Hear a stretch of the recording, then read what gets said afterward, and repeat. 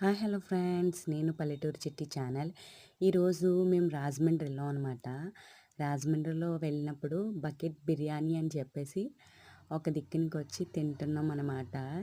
ఏం ఆర్డర్ చేసామంటే ముందు స్టేటస్ కింద ముందు చిల్లీ చికెన్ ఆర్డర్ చేసాం. ఇదిగో చిట్టి చూడండి ఎలా తింటుందో. తనకి చిల్లీ చికెన్ అంటే చాలా ఇష్టం అనమాట.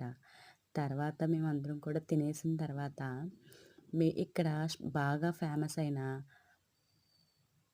పొట్లం బిర్యానీ అంట. చాలా చూడ్డానికైతే చాలా బావుంది.